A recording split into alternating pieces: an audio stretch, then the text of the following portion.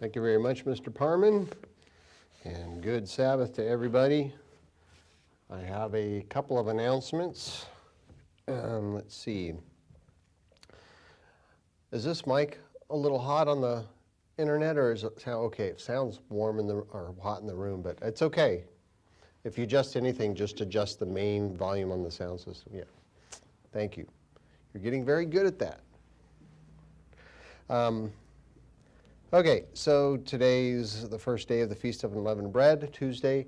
Tomorrow evening, instead of the Bible studies that we usually have had in the past on the days in between the high days, tomorrow evening we will be getting together and watching a portion of a documentary regarding the people of Israel in Egypt and the Exodus, events leading to the Exodus. And then Thursday evening of this week, we will watch the second part of that same documentary, 7 p.m., sorry. Wednesday and Thursday at 7 p.m. And we will be airing that as well. Like we usually air the Bible studies live, and so we'll be airing the documentaries as well. They will be deleted shortly after we air them. I was in touch with the producers of the documentary, and we don't want to get into any legal issues as far as airing that without their permission. And we have gotten the advice to do something more personal, and then we'll just remove it from the internet after it has been aired. And we will have a discussion afterward as well. So we will be, unlike the Bible studies, the airing of that documentary will not be on the conference call. It'll be on internet only, and then we will dial into the conference calling number for the discussion afterward, which those of you who know it's a different number, we'll dial into that one to have a little discussion. For those people who might want to join in, all of this is optional. As a reminder, the weekly Sabbath services this coming Saturday will be at the same time, 11 a.m., same hall. And the service for the last day of the feast will be Monday the 29th at 11 a.m., same time, same hall. I would also like to note something about the commanded offerings that Jesse had talked about today. 3 annual offerings are commanded to be given. The church, as an administrative decision, had chosen decades ago to take up offerings during services, having some music and passing around the basket, and there's nothing wrong with that. It's an administrative decision, and I agree with it. We agree with it, I should say. However, some people have questioned not taking up the offering, but what is an appropriate time? Some have been concerned, like, well, I'm not going to be there during the holy day, but is it okay if I send it later, or is it okay if I give it beforehand? And yes, that's okay. Our recommendation is for the annual offerings to give them shortly before or sometime during the holy day. That's ideal because we do use the offerings to provide some food and for hall rental and what have you during the feast, as that's our understanding of primarily why the offerings were taken up 3 times a year, was to enjoy some stuff with the brethren. And so we continue to keep that tradition. Of course, I think there were always more offerings given than could be used during a feast, especially on Pentecost. You think about the Feast of Weeks, it's a single day, and people bringing offerings from all over the area of the Middle East coming on. There definitely would have been a surplus of offerings, and so those go into the general fund of the temple, or in our case, the ministry. So we do have envelopes over there, and we have a drop box. Some people prefer to put it in a locked drop box. That's all fine. It's, again, administrative decision.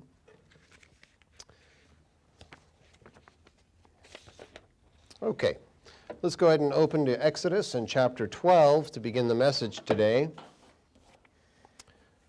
For those people who may not regularly attend with the Eternal Church of God, we have traditionally had messages discussing selected chapters of the book of Exodus, beginning either on the high day or beginning on the days in between.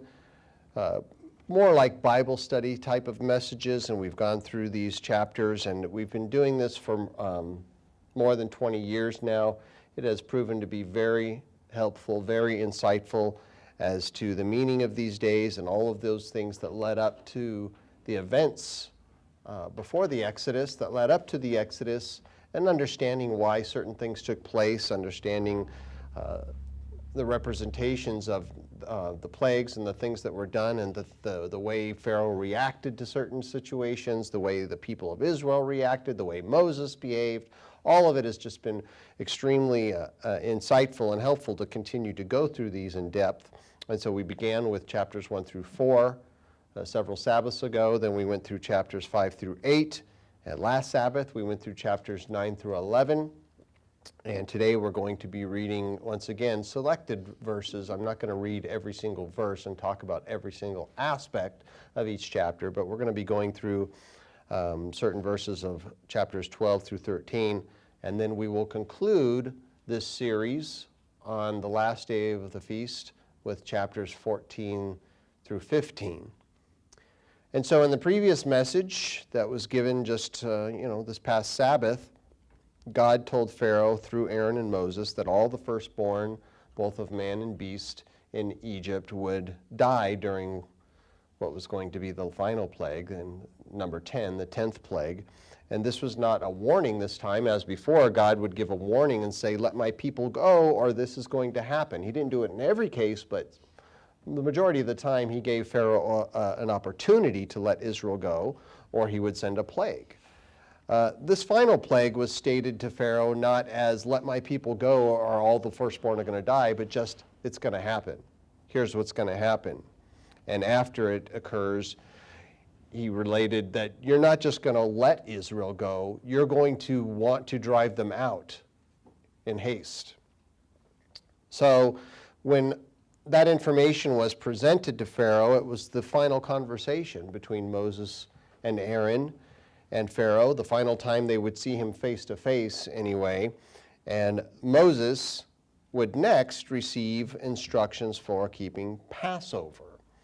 And this means that that last conversation that he had for Pharaoh likely took place a minimum of 4 days. I'm thinking probably 5 days, maybe a few more before they began to prepare for Passover.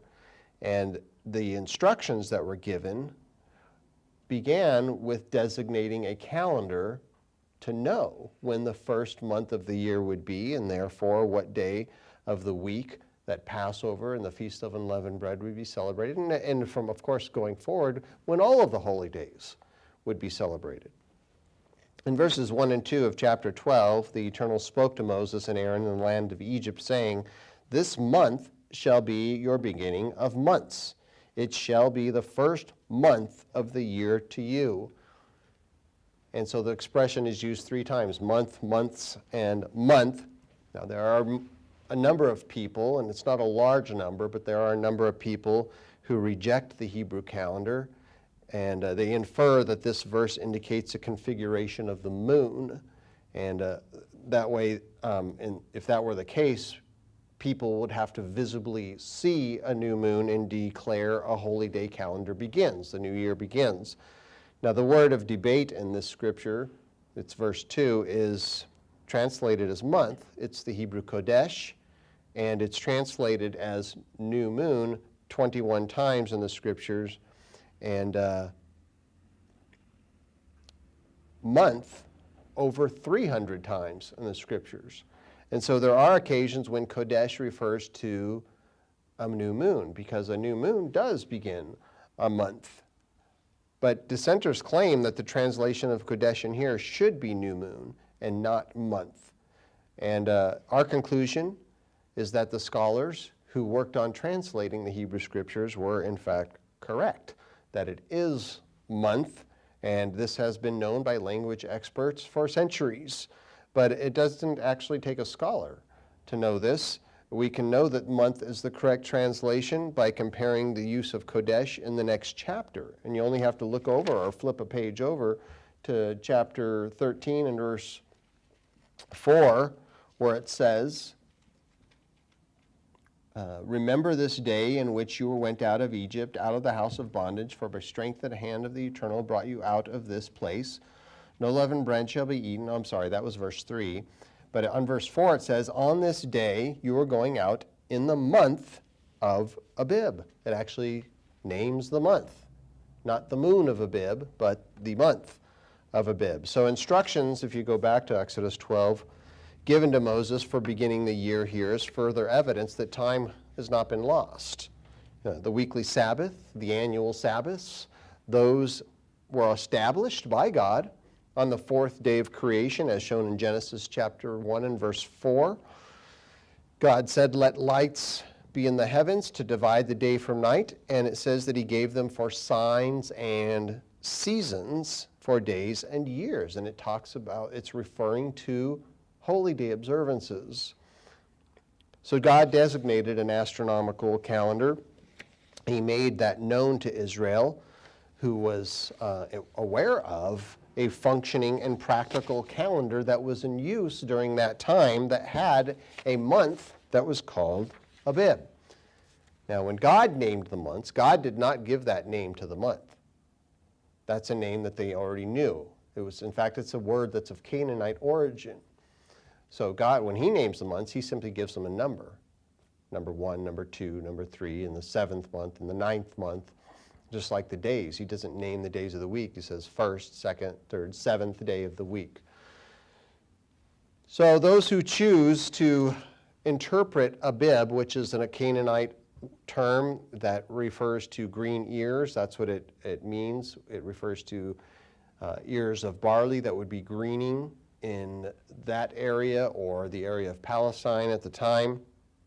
They feel that a new moon must be sighted after they see green ears of barley, and many of those people who lean to that understanding actually keep lunar Sabbaths, which is no offense intended. It just sounds a little loony to me. To have 1 month, a Sabbath would be on every Monday is a Sabbath, and the next month it's every Wednesday, and the next month it's every Sunday, and it just moves around, and it's not, you have to restart the week or the month every time you see a new moon. So in any case, it's I just want to make sure that we're, we understand. We have a book on the subject, 2 books actually. There's one, The Calendar Controversy. There's another one called The Truth About Lunar Sabbaths. They're helpful if those are things that you in fact question whether or not those inferences have any merit or not. But our conclusion is that people that lean to those other calendars are inferring details into the scriptures and not actually, it's not a hidden calendar that God placed in terms that we have to try to figure out. The next verses that we read in Exodus 12, they begin giving details for observing Passover, and I'm not going to go through all the details of that Old Covenant ceremony, although they are all fascinating, they are all worth continual study. But a novel could be written about those directives and how they were implemented, what they represent, what they imply. And so again, I'm just going to paraphrase some of these as we move forward and add a little commentary as we go along. Now, something that is interesting to know is that these instructions here, beginning in verse 3, when it talks about on the 10th day of the month, every man shall take for himself a lamb according to the house of his father, a lamb for a household. And it proceeds to talk about keeping it until the 14th day of the month. And then at evening, when the 14th begins, that's when the lamb is to be slain. It appears that this is the beginning of Passover, that nothing like this had ever been kept ever before. And this is God instituting that ceremony as well as the holy days afterward. But it appears to me that the holy days were forgotten during centuries of bondage in Egypt, just as the God of Jacob was forgotten by Israel during their period of bondage. In fact, there are several scriptures we talked about in previous readings indicating that that's part of the reason they went into bondage, because they forsook God, they stopped keeping his commandments, they gave in to the idolatry of Egypt, and he allowed them to go into bondage. And in fact, that the holy days, there's a fair amount of evidence that the holy days were kept beforehand, even by Abraham and Isaac and Jacob, even before that, during the time of after Adam and Eve, and during the time of Noah. And so I'm not going to go into the details on that, but there are several sermons in our library of sermons, or libraries. We have more than one on our website. One is an audio library that has just MP3s that can be listened to or downloaded. Another one is our videos, featured sermons given in the past, that those can be watched online. And then there's the annual archive, which is every sermon given is kept on our website for a year. And as those are removed, we move some into different libraries, either into the audio library or into the video library. In any case, some of those sermons, if you're interested, one is called Passover in History. There's another one called Passover Lost and Found. And then a third one called Passover Beginning to End to Beginning. So God knew from the foundation of the world that Christ would fulfill what Passover represented. Christ was always meant to be portrayed by the lamb, or many people don't understand, it could have been a goat that was used for Passover during the ceremony. He was always represented by the unleavened bread, by the blood, by the sacrifices continuing when the Levitical priesthood was established. All throughout the scriptures we see a representation of Christ as God and as Savior in so many things. And Christ himself said in John 5 and verse 39, and I quote, he said to the Jews at that time, "You search the scriptures, for in them you think you have eternal life, and these are they which testify of me." They are a witness of his existence, of him as God, as him to come as Savior and King. Now, part of the witness of Christ began long ago when declaring procedures and symbols for the Passover ceremony. And it began with a determination of when the year would begin. And on the 10th day of the new year, every household would take a lamb or a kid, that is a young goat without blemish, could not be more than a year old, and set it apart from the rest. It likely would have been kept very near to the home. Some believe it actually was kept in the home, which I think is likely. It was allowed to be in the home after a day or two, because during that period of time they would not give it any food. And it wasn't to torture the animal. It was to eliminate any refuse that would be inside of the animal, because when Passover came and the animal was slain, the entire thing was to be roasted with fire. They wouldn't gut it. They would roast the entire animal. And so they'd keep an eye on it over several days, not allowing it to have any food.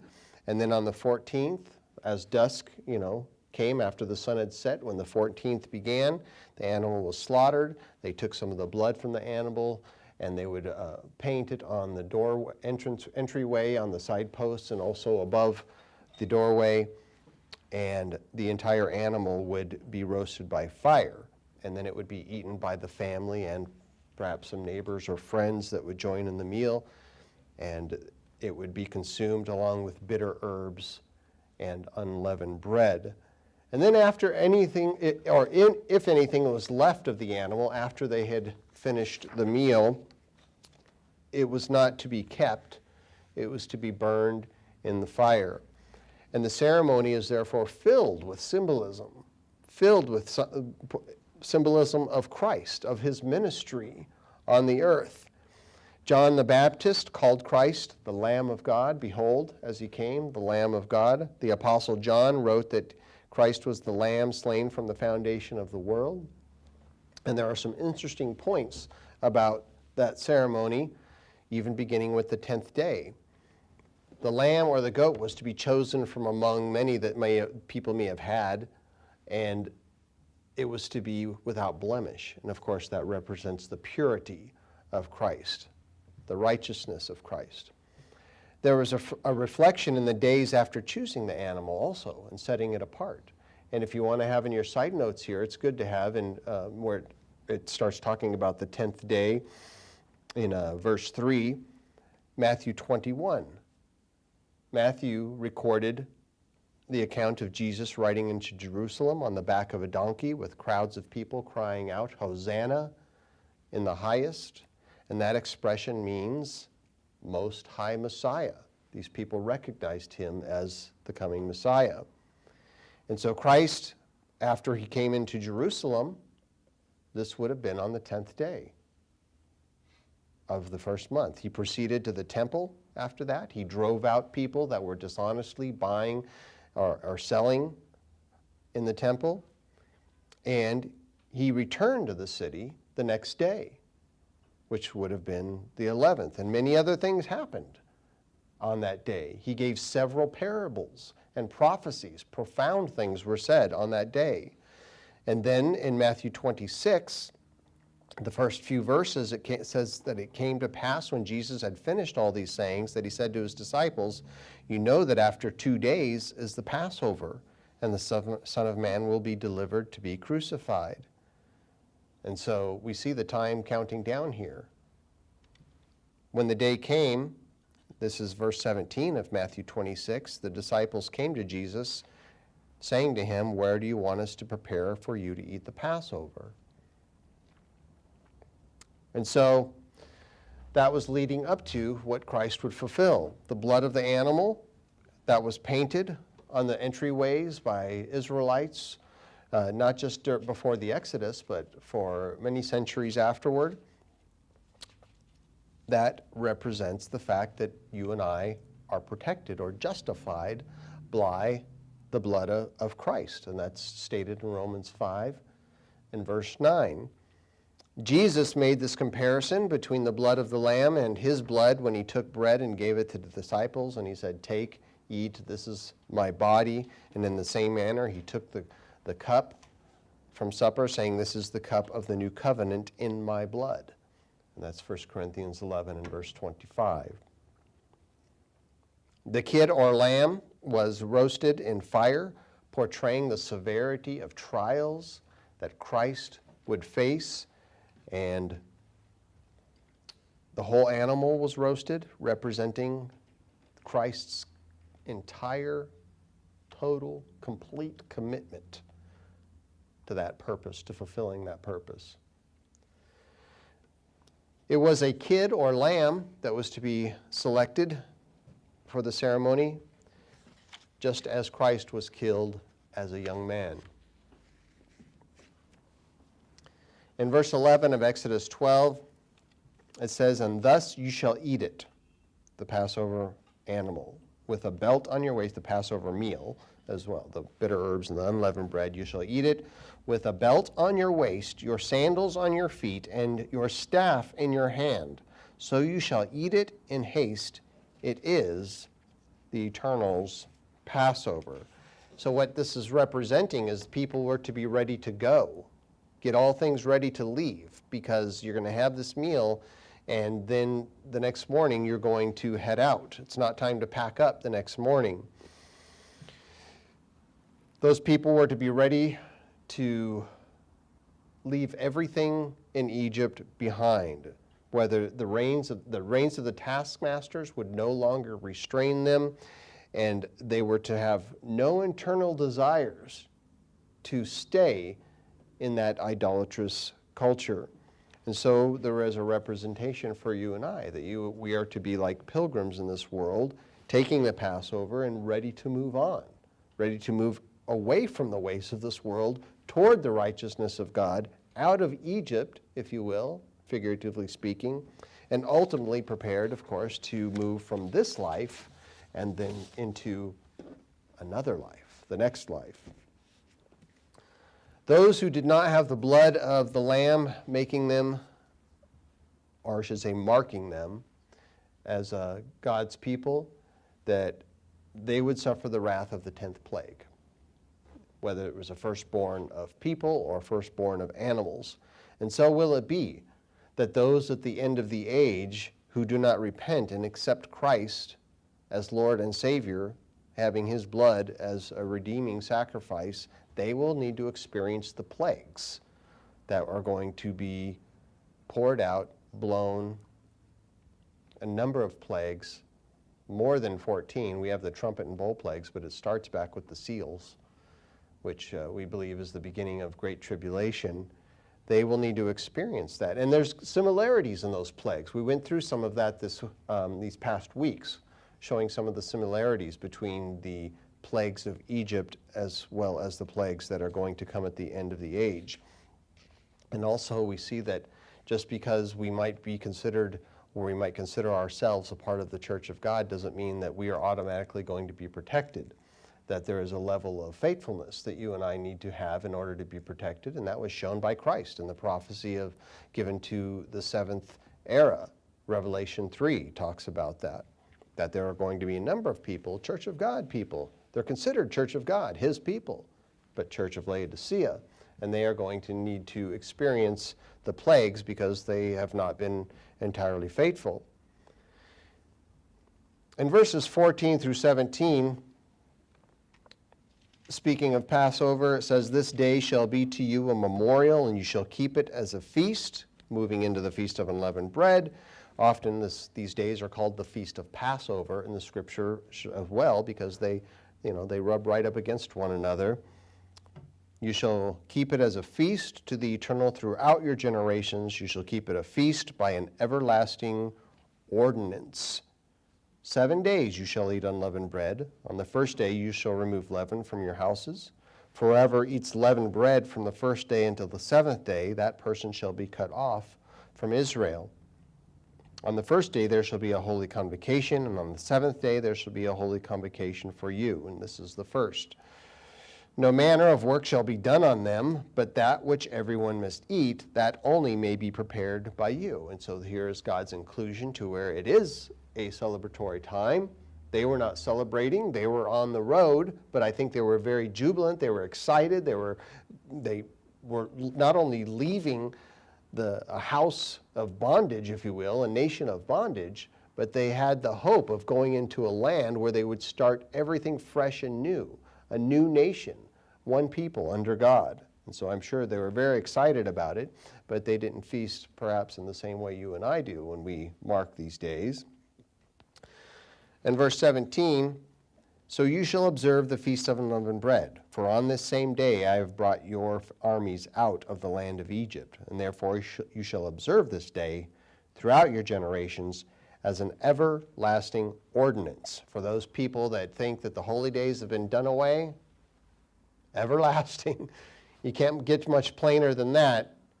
Continual, everlasting. They keep going. You don't stop observing them. Let's go down to verse 19.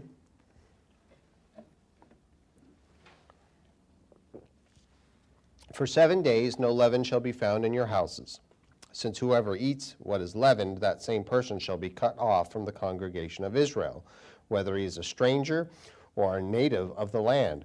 You shall eat nothing leavened in all your dwellings. You shall eat unleavened bread." And so here are a couple of the terms or standards of this holy day. Not only, like Jesse had pointed out, not only do we not eat leavened bread, remove leaven, and not have anything leavened, but we are to eat unleavened bread. It's a two-step process here. You can't just pick and choose one or the other. You have to, it's both of them. And I might add, of course, this does not, I don't think this accounts for people that accidentally eat leaven. I'm sure there's a few times in the past where we may have ate something and we didn't know that it was leaven. Sometimes they put it in sauces, and we might find it in some odd things on occasion. This is talking about people that would intentionally eat it and be like, I don't care, I'm going to eat it anyway. And he says, well, you're cut off then. You're going to be cut off. And if people find out that's what you're doing in that time, they were to be cut off from the people of Israel. So Moses, he proceeded to assemble elders who were given the instructions, and all of Israel went and they prepared for Passover.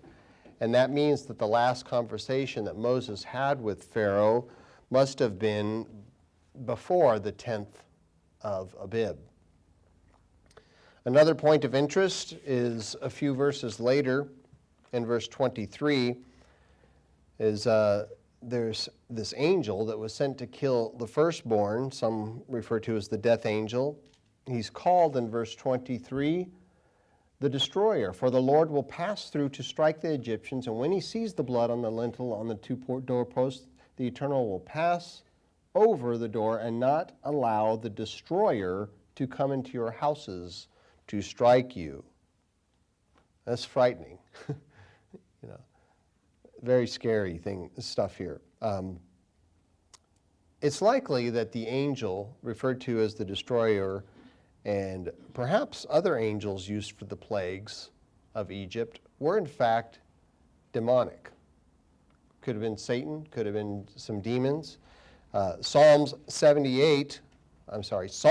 single Psalm 78 calls them evil angels, referring to those that dealt the plagues upon Egypt.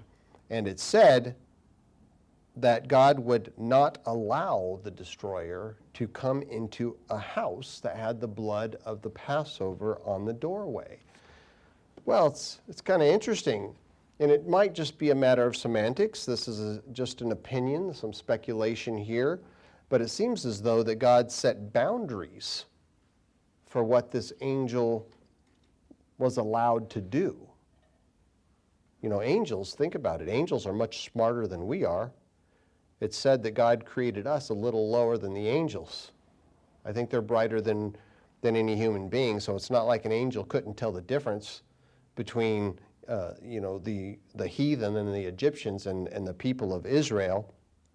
But we see that this angel was limited, the destroyer was limited, much the same way God sets restrictions on what Satan and demons are allowed to do to people at this time. And we see that even the example of Job, where, the devil appeared before God at a certain time, and he had to get permission to allow Job to go through all these, for God to allow Job to go through those trials. We see that demons will be allowed to hurt people and the earth during some of the plagues as well at the end of the age, particularly during the seals, but also during some of the trumpet or bowl plagues. We see that some are released from a bottomless pit, and it says that they have a king over them called Abaddon, which refers to destruction, or the destroyer.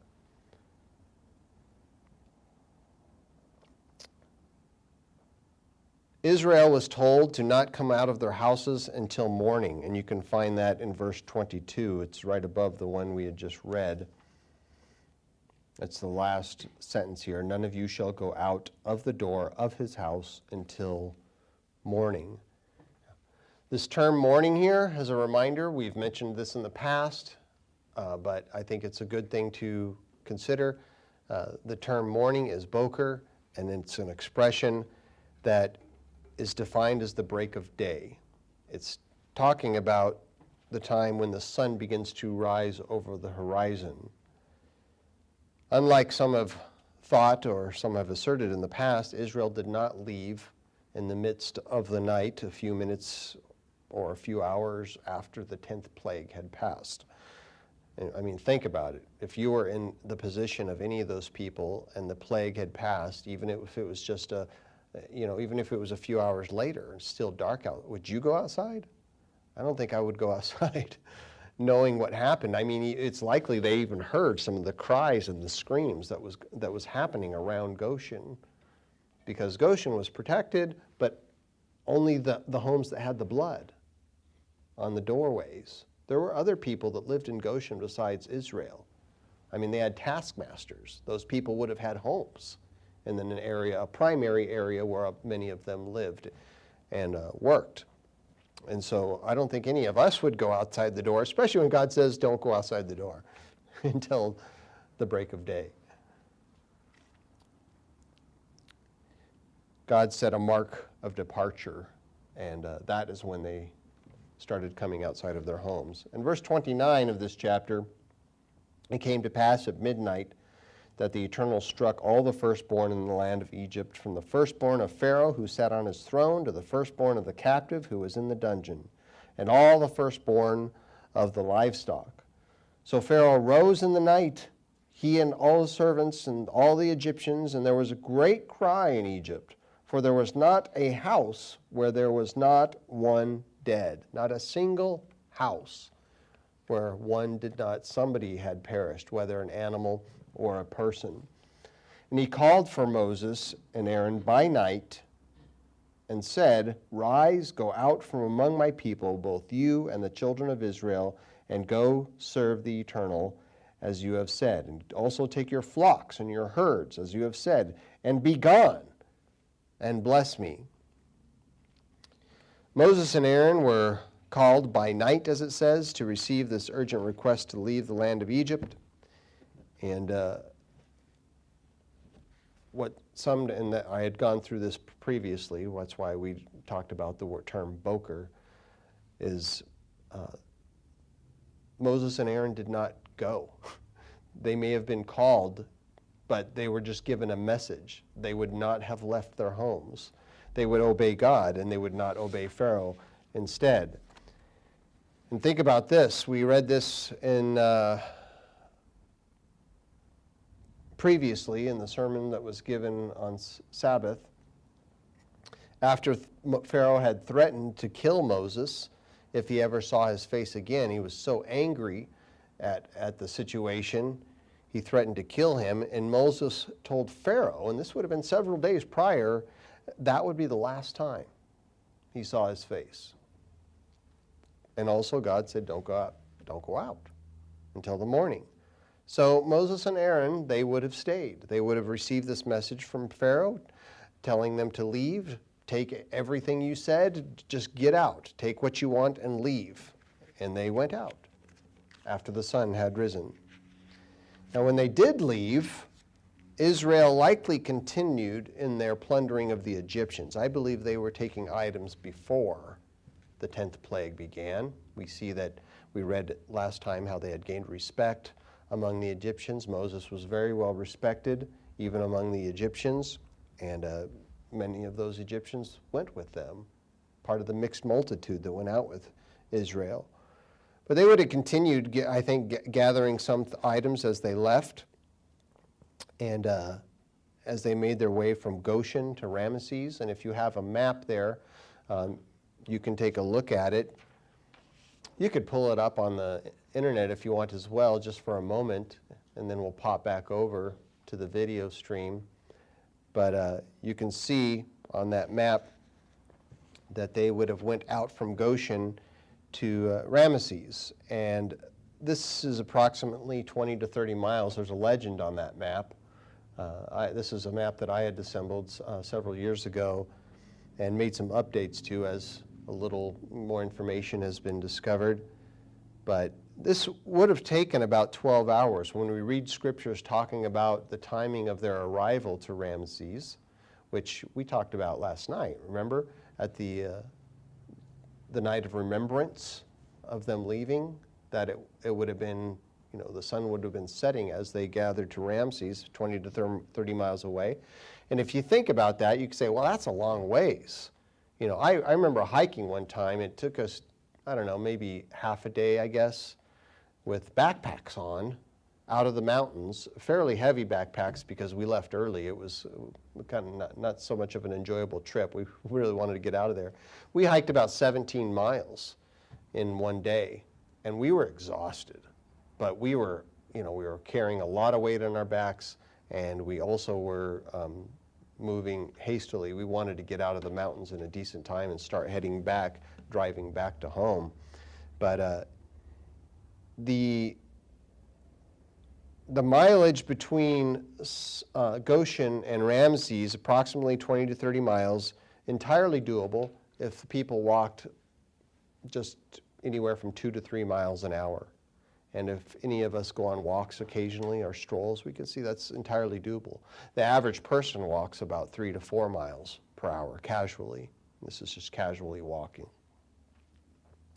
If you have a ribbon, go ahead and put it here in Exodus 12. We're going to continue, but I'd like to turn over a few books to Numbers chapter 33.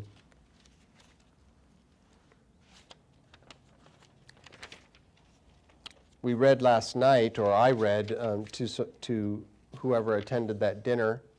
Oh, I'm sorry. Yes, you can go back to the video stream. Thank you. That we, at the dinner last night, the night of remembrance or solemn observance, as some translations of the Bible put it, Deuteronomy 16 and verse 1 says that God brought them out of Egypt by night. And so the night that Deuteronomy 16 and verse 1 refers to, it could be talking about the conclusion of the 10th plague, and that, after the 10th plague, that was it. It was a done deal. In fact, like God said even prior, several days prior, after this happens, they're going. So the conclusion of that plague was actually made in the minds of Pharaoh and of everyone. After that plague occurred, we're going out. So it could be a matter of semantics there.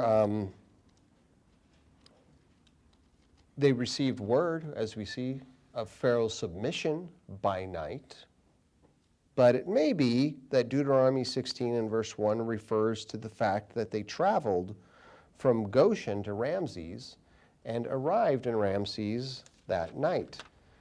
It says in Numbers 33 and verse 3 that they departed from Ramses in the first month on the 15th day of the first month. On the day after the Passover, the children of Israel went out with boldness in the sight of the Egyptians. And so we see that Passover was to be kept the 14th. And here now it's saying they departed from Ramses on the 15th. And so it could be that Deuteronomy 16 is talking about that night that they went to Ramses. And then if you go back to Exodus 12, I might turn over to Numbers again a bit later. Exodus 12 and verse 37 says that the children of Israel journeyed from Ramses to Succoth. And again, if you have the map, you can take a look at that they journeyed from Ramses to Succoth, about 600,000 men on foot, besides children. Now, if that number includes the women of, that would be over 1 million people, it's likely that expression men is referring to literally just the males, and it would be males that were of fighting age and older. That's often how people were numbered at that time. And so that would indicate that it was somewhere around 2 million people that left Egypt. It's also estimated, and it's something maybe worth having in your side notes, 1 Kings chapter 6 and verse 1 gives us an indication of when that event occurred, and it's estimated that the Exodus took place at 1445 BC. So we're talking like nearly 3,500 years ago, close to 3,500 years, a little less than 3,500 years ago. Exodus 12 and verse 41 says that it came to pass at the end of the 430 years, on that very same day, it came to pass that all the armies of the Eternal went out from the land of Egypt. And so the 430 years to the very day means that this is 430 years after they had established a colony in Egypt. The chapter goes on, it ends with several verses 43 through 50, giving further instructions for Passover. It speaks about a sojourner and a stranger, or even servants of Israelites in the land. And it's talking about the unconverted, that they are not to partake of Passover, and this reflects the kind of commitment that's necessary in order to partake of the symbols of Passover, and that's something that we had talked about just before the Passover ceremony. Paul had reiterated the concept of that in 1 Corinthians in chapter 11. And so Israel went out, as it says in verse 51, and it came to pass on that very same day that the Eternal brought the children of Israel out of the land of Egypt according to their armies. So the expression according to their armies, it's not specifically a reference to armed forces, although I think they likely had a measure of arms that were probably gathered from the Egyptians as they left. But what it means is that they went out in an orderly manner, or the expression can also mean in their ranks. It wasn't just a mosh of people all trying to get out at the same time. You ever been to some of those large events? I've been to several of them where people are trying to leave after the show's over, and it's a little chaotic and just kind of you're all smushed together, kind of waiting to get out the door. I've gotten to where now in my old age, if I'm at some of those events, I just wait till everybody leaves and then I'll walk out later when it's more comfortable.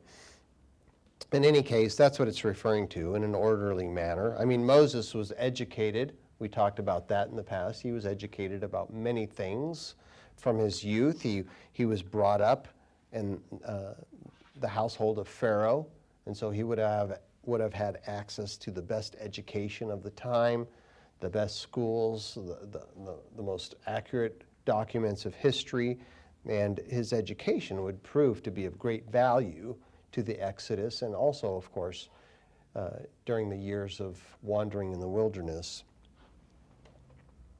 So they departed, and they had left, being led by a pillar of cloud by day and fire by night, and this was so that they could walk, as it says, both day and night.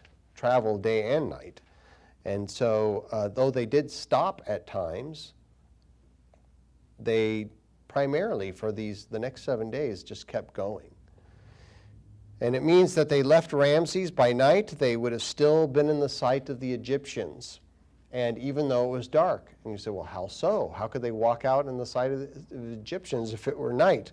Well, the pillar of fire did not simply illuminate, a few yards or a few hundred yards in front of the entourage heading out from Goshen and into Ramses and then to Succoth and beyond. This was a supernatural light, if you will, a supernatural LED that would have been that would have covered a lot of territory supernaturally.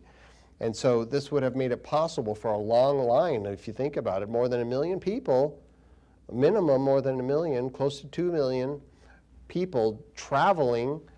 It would have made it possible for them to walk at night and not be stumbling over rocks or wood or what have you, fall into a ravine or something of that nature. God was protecting them and leading them along the way. And this would have been something that anybody around that would have seen this happening, they would have been able to see, look what's going on out there. Amazing what is happening. The next chapter, chapter 13, goes into the days that followed Passover, and it begins in verse 2 by designating a remembrance for the firstborn, and it's talking about the firstborn that died in Egypt and also those that were protected on that evening during the 10th plague. And God said in verse 2, "Consecrate to me all the firstborn," and he says even of both man and beast, "it is mine," he said. Numbers 3, if you will.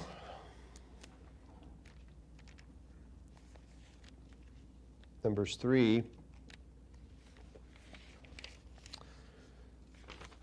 It's interesting that the consecration of the firstborn of Israel was not too long after they left Egypt. It was transferred to the tribe of Levi alone. It seems almost unusual that took place, but it happened. And some of the documentation of this is found in Numbers 3.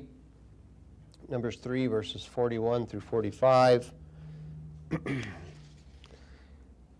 And you shall take the Levites, and again, this is, Moses was taking a census of many things at that time, the tribes, the leaders, and what have you. But in verse 41, it says, you shall take the Levites for me. I am the Eternal, instead of all the firstborn among the children of Israel, and the livestock of the Levites, instead of all the firstborn among the livestock of the children of Israel. And so Moses, he proceeded to number all the firstborn among the children of Israel, as the Eternal commanded him, and all the firstborn males according to the number of names from a month old and above, and those who were numbered of them were 22,273. So he's talking about all the firstborn males of all the tribes. That was the number, 22,273. And then the Eternal said to Moses, take the Levites instead of all the firstborn among the children of Israel, and the livestock of the Levites instead of their livestock. The Levites shall be mine, I am the Eternal.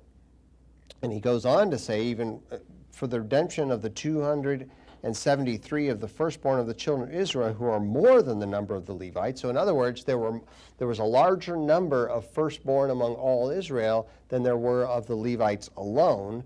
Then he gave them instructions to how to redeem them.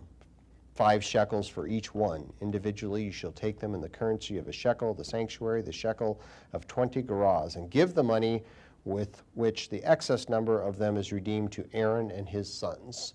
So it's basically like an offering to the priesthood. Aaron and his sons, of course, being Levites. So some might wonder why the tribe of Levi was made a replacement for the firstborn of all Israel. And I believe the reason can be found in Exodus 32. Exodus chapter 32.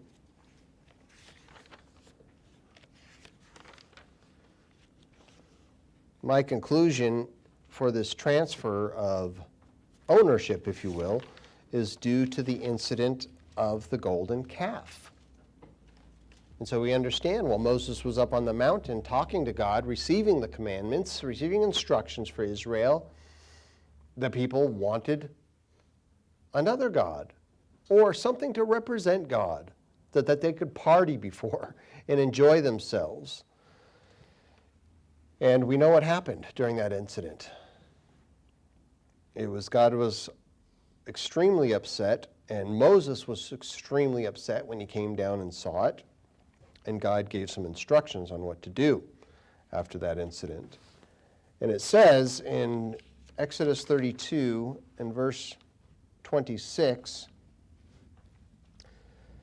that Moses stood in the entrance of the camp and said, whoever is on the Eternal side, come to me. And all the sons of Levi gathered themselves together to him. So it appears that the individuals that did not participate in those activities of the golden calf were all Levites. The tribe of Levi chose to not participate in any of that. And he said to them in verse 27, thus says the eternal God of Israel, let every man put his sword on his side and go in and out from entrance to entrance throughout the camp, and let every man kill his brother, every man his companion, and every man his neighbor. So basically weeding out all those people that were, they didn't want to leave the ways of Egypt behind. They were perfectly happy to go back to idolatry. We got to get rid of those people. And so the sons of Levi did, verse 28, according to the word of Moses, and about 3,000 men of the people fell that day. So it was originally God's intent that the entire nation of people, of the people of Israel, would be a nation of priests. Basically, every head of household would be like a priest in that land. And this would have included people from every tribe, a nation of priests. And we understand the representation that God is today calling people and weeding out those people that are not entirely faithful.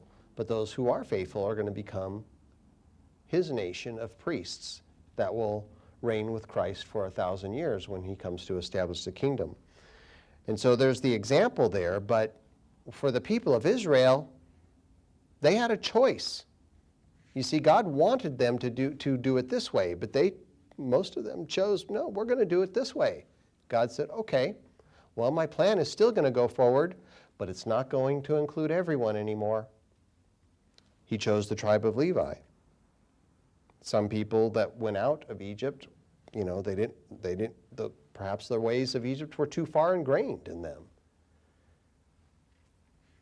In Exodus 13, if you go back to Exodus chapter 13, regulations for the days of unleavened bread are stated next. And let's see. Let's read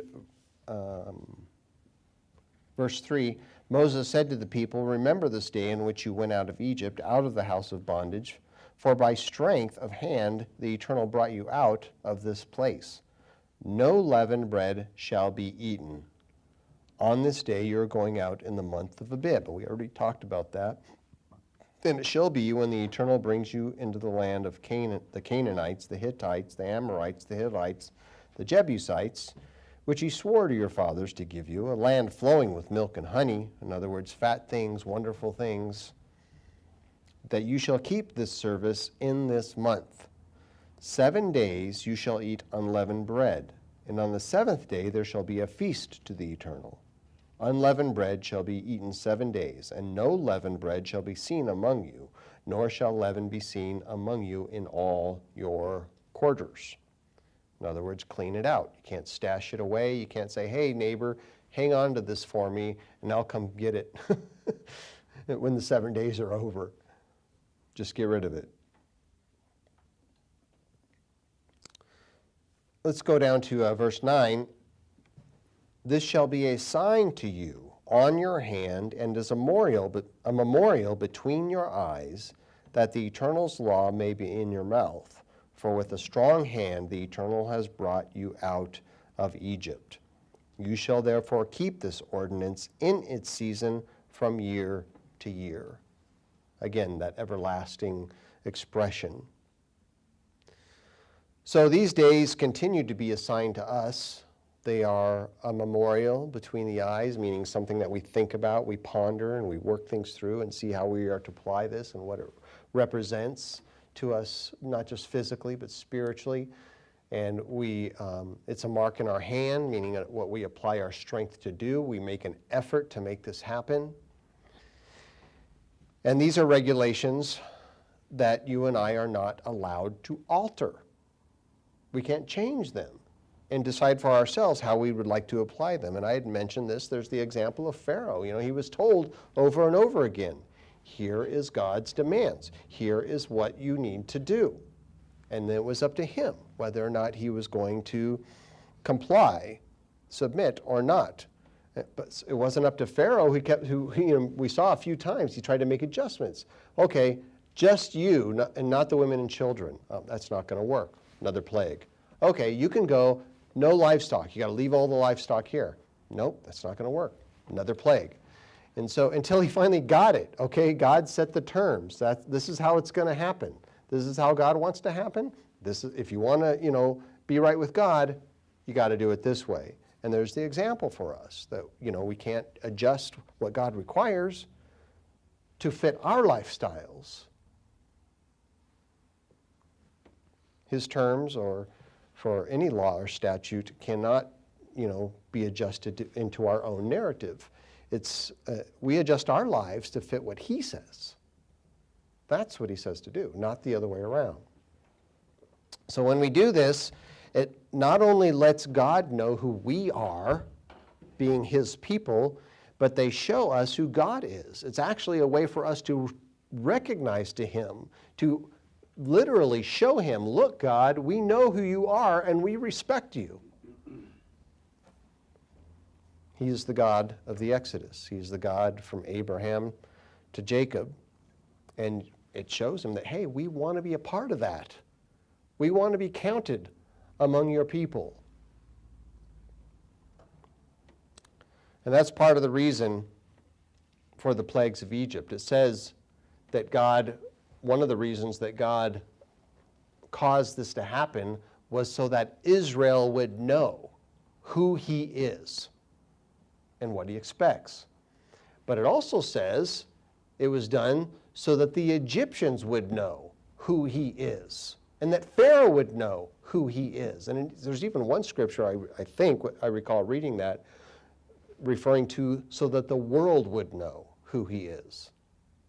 Because even though Egypt did not record their defeats in battle, and the events of this massive defeat upon the nation is not recorded in their petroglyphs or hieroglyphs or what have you, it was recorded in the scriptures, and that has been passed down, and translations of the Bible can be found all around the world as a witness that he is that God of the Exodus, and that those things that happened during the plagues of Egypt are similar to something that is going to happen in the future, but on a much larger scale. The next verses give us some detail about consecrating the firstborn, and I'm not going to go through all of that. What it shows is that redeeming the firstborn was to be a reminder of to us that we need redemption. We all need to be redeemed, and we can only be redeemed through the death of the firstborn Son of God. And so the reality of what those events portray is found both in those who died and also those who were protected. And it's a paradox, isn't it, though? From death comes life. It seems unusual, although we see it even in the creation, that, the forest fires, for example, causes the death of a lot of plants and animals. But then, within a few years, there's this new life that generates. In fact, there are some certain species of plants that cannot continue to regenerate unless there is this massive fire that destroys everything on top. Jesse had pointed out during the Passover ceremony, I'm very glad he did, that we are redeemed by Christ's blood. And that cleanses us. But it doesn't mean we stay clean forever. That we have to continually be cleansed. We have to continue to be converted and to submit to God's way. And the scriptures actually say, they don't say we're saved by his blood. They don't. They say we're saved by his life, by his resurrection. And so as we put the old ways to death, the old man, as Paul referred it, to death, and walk in the newness of life, that's how we can be saved, in a newness of life. In Exodus 13, verses 17 and 18, then it came to pass when Pharaoh had let the people go that God did not lead them by the way of the land of the Philistines, although that was near, for God said, lest perhaps the people change their minds when they see war and return to Egypt. If you would, go ahead and pull up that map again on the video stream. So God led the people around by the way of the wilderness of the Red Sea, and the children of Israel went up in orderly ranks out of the land of Egypt. And so this is another place where it might be helpful to take a look at the map, and I didn't bring a copy up here to look at, but I think I remember what is indicated on that map, that the way of the Philistines is up there toward the north, and that was a land that had a lot of Philistines. It was heavily fortified, and he said, I'm not going to lead them this way because there's going to be a lot of war, and they're going to be very reluctant to continue. Even though God could fight those battles for them, they needed a time to get ready for this and to receive further instruction from God before they went right into battle. And so it says that he led them by the way of the wilderness of the Red Sea. And if you see on the map there, right in the midst, that little peninsula there between the two gulfs, that's an area called the wilderness of the Red Sea. And the wilderness of sin is over there where Midian exists two different wilderness there. Let's go over to Numbers 33.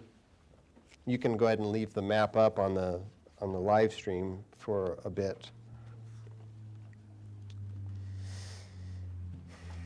Over years of study and looking at a lot of the archaeological research that others have done, we have found that the traditional maps of the Exodus route, and many Bibles have some maps in the back, that they are inaccurate regarding the Exodus route and even the locations of Horeb and Mount Sinai. And so we had put together this map that you see in front of you based on our studies, and we feel it's pretty accurate regarding the actual route. In Numbers 33 and verse 2, it says that Moses wrote down the starting points of their journeys at the command of the Eternal, and these are their journeys according to their starting points. They departed from Ramses in the first month, as we had read, on the 15th day of the first month. On the day after Passover, the children of Israel went out with boldness in the sight of the Egyptians. And for the Egyptians were burying all their firstborn, whom the Eternal had killed among them. Also on their gods, the Eternal had executed judgments. In other words, showing that those gods are not real or true, that they just a bunch of hocus pocus here. It's just legend and fairy tale. In verse 5, thank you, Michelle, for bringing that up here. Then the children of Israel moved from Ramesses and camped at Succoth. Now, Succoth, as you see on your map here, it's if that's how it's pronounced, I think that's how it's pronounced, and if it's not, you know what I'm talking about. Succoth is approximately 30 miles from Ramesses, and Ramesses, I believe that area was originally called Avaris, and the name was changed in the scriptures because Ramesses was built on top of Avaris, and people no longer knew that, what's Avaris? We don't know what that even is. And it wasn't until archaeologists, centuries later began to uncover some of the area there that they realized, oh, there's a whole nother city underneath here, and through some of their research they understood the name of that city was Avaris. And that city is believed to be the one that dates back to the time when Israel was in bondage. In any case, Ramesses is on the outskirts of Goshen. We see that it's right there near the tip of the Gulf of Suez. And when it says that they camped, I don't think it means that they stopped and they made camp and they stayed for a number of days. That's an expression we are familiar with, because when we go camping, it's like a vacation to some of us. We go out and we stay for several days or at least a night or two and then try to enjoy ourselves out in some of God's creation. But to camp, it's also translated as pitched in some translations of the Bible. It's a term that can basically mean that they just paused, that they stopped for a time, likely a matter of hours and not days. Genesis chapter 50, if you'd go all the way back to the book of Genesis in chapter 50, something that I'm not going to cover in depth, but it's worth taking a look at and perhaps reading later if you've not done this in the past, that Exodus 13 and verse 19, it says that Moses took Joseph's bones with them when they left. Now, Moses, and you can go back to the video now if you want. Oh, you did? Okay, thank you. Moses fulfilled this request that was made by Joseph. In fact, Joseph asked his sons to vow an oath that they would do this. And this happened, of course, centuries prior to the Exodus. In Genesis 50 and verse 22 says, so Joseph dwelt in Egypt, he and his father's household, and Joseph lived 110 years. And Joseph saw Ephraim's children to the third generation. The children of Machir the son of Manasseh, were also brought up on Joseph's knees. And Joseph said to his brethren, I am dying, but God will surely visit you and bring you out of this land, to the land of which he swore to Abraham, to Isaac, and to Jacob. Then Joseph took an oath from the children of Israel, saying, God will surely visit you, and you shall carry up my bones from here. And Joseph died, being 110 years old. And they embalmed him, and he was put in a coffin in Egypt. So this was a promise made by Jacob's sons, or his descendants, that Moses ensured was kept. When they left, they went and they gathered Joseph's bones, and they took them on their journey.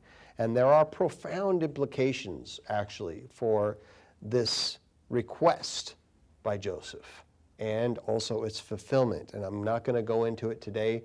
It was enough to actually give a sermon on the subject a number of years ago, and that can be found in our audio section in the featured sermons of the audio in that wing of our website, and the title of that sermon is Joseph's Bones.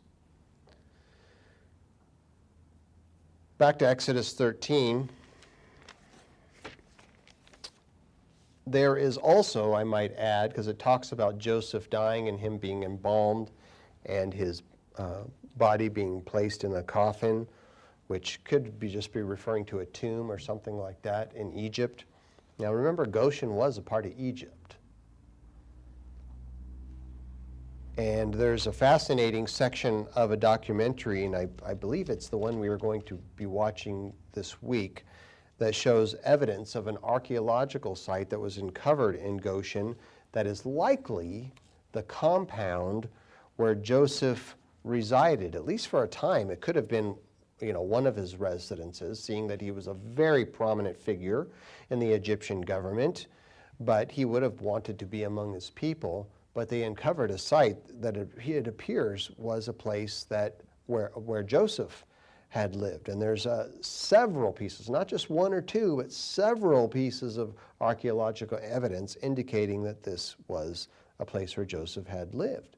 In fact, there is one of the pieces is a place where it appears that Joseph's body was placed at one time. Of course, there's nothing there. It was raided a long time ago, first by Moses and the people who went and took his bones out of that location. But there are still some pieces of evidence left, not any bones, but some other indications. And of course, there's profound symbolism in all of this, and we're going to watch the first half of that documentary again tomorrow evening at 7 p.m., and then the second half Thursday evening at 7 p.m. In Exodus 13, we're getting near the end here. I know we're getting hungry. I know I am. Exodus 13 and verse 20 says, So they took their journey from Succoth and camped in Etham at the edge of the wilderness. And the Eternal went before them by day in a pillar of cloud to lead them by the way, and by night in a pillar of fire to give them light. And here it is, so as to go by day and night. So they didn't need to stop every evening and get 8 hours of sleep on this journey. They went by day and night. And centuries later, and if you want to look at the map, I don't know if you want to pull it up on the internet again or not, but you can see the next location where it's indicated Etham. If you want to pull it up on the map, Michelle. Sorry. Etham is over here toward the Gulf of Aqaba, and that's where the next location is, where something significant happened, and we won't go into that today. But you see that's quite a distance there. We're looking at probably, I don't know, could be 80, somewhere between 80 maybe and 100 miles between Succoth and Etham. And they went by day and night. Centuries later, the prophet Nehemiah was inspired to write, and this is Nehemiah 9 and verse 19, where it says that the pillar of the cloud did not depart from them by day to lead them on the road, nor the pillar of fire by night to show them light, and the way that they should go. So the day and night travel shows us that they were able to cover many miles in a relatively short amount of time. They didn't have to stop and sleep 8 hours like most of us do. And they were getting out. They kept moving. And they were fleeing, little did they know, for their life. Eventually, they came to see Pharaoh's armies coming after them, and they were very afraid. But these people were motivated. They were inspired. Yes, I'm sure they were excited. They were happy about this, but it was going to be work, an effort to get out of Egypt and to come to God's promised land, just as it's going to be work for us to leave, spiritual Egypt, the world that we live in, or it also can be referred to as spiritual Babylon. To get out of that, to leave those ways, we have to make an effort to head towards God's kingdom, just like they headed toward the promised land. And so they were motivated, yes, but God likely supernaturally sustained them. And there is evidence of that found in a psalm, Psalm 105 and verse 37, where it says that he brought them out with silver and gold, and there was none feeble among his tribes. Now, this psalm was written a long time after the Exodus, but the psalmists were actually could, I should say, fall into the category of a prophet. A prophet can mean several things. It can mean somebody who instructs the way of God. I might be considered a prophet because I'm an elder, a teacher, but it's not a prophet in the sense of God relating prophecies. But many of the Psalms are prophetic, and they were prophets in this way. David was a prophet in this way, in many of the Psalms that he wrote. And so he understood those things that happened in the past. He was inspired by God to write truths, both of the future and also of the past. And so God healed a lot of people. That's what it indicates, that there was no feeble among them. And that's surprising. Think about it. No feeble among all of these people? I mean, consider the rigorous labor that these people had and the work that they had to do. Not just making straw and brick, but moving massive boulders around and building these massive temples and structures and whatever, and all the agriculture that they did, feeding the nation of Egypt from the most fertile land in the nation. This was a lot of work on the shoulders of the Israelites. And it talks about them suffering at the hand of cruel taskmasters during this process. So people would have gotten hurt during all of this, not just from the abuse, but from the work. I mean, you talk about people, pulling muscles, spraining ankles, back-breaking labor. Injuries would have been the result. But God gave them a speedy recovery from all this. God gave them strength for all of this, and they would have needed that. Otherwise, some people would have been trying to hobble along with back injuries or sprains or limbs possibly that were broken and not properly healed, crutches, trying to limp along the way. But no, there was no feeble. They were all strong. They were able to go. All kinds of work-related injuries. I mean, look at the injuries that take place in the manual labor today. I'm sure we all know of people, or even ourselves, that have been hurt working and still carry some of those injuries with us. I hurt my back when I was in my teens, and you've probably heard, once you hurt your back, it's like almost never the same. So ever since then, it seems like every couple of years or so, I hurt my back again. And I have to use a cane for like 4 or 5 days until it recovers. But God healed all of that. That wasn't the case with these people. There was no need for them to stop and rest for long periods of time, maybe for just a short time, as it says when they camped or pitched. And so the map, if you're looking at it, shows us that it was probably somewhere between, 120, 150 miles maybe from Succoth to eventually go to Pi-Hahiroth, which is there on the coast of the Gulf of Aqaba. And this is where I believe they would have crossed the Red Sea.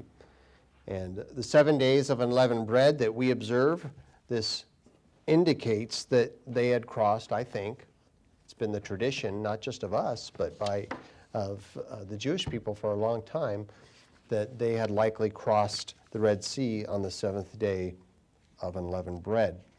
And so this is where we are going to conclude for today's message. And there's all kinds of symbolism that you and I can get in these days of unleavened bread, and we have gone over that many times in the past. I'm sorry if I didn't go into the depth about the meaning of leaven, of ego and pride and sin, and we did talk about it these past weeks.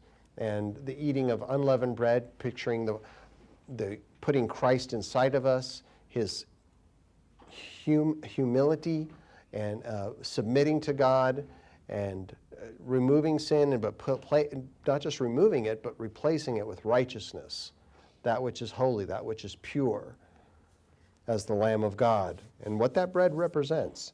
And so we're going to continue our review of these miraculous and these profound events leading to the Exodus on the 7th day of unleavened bread.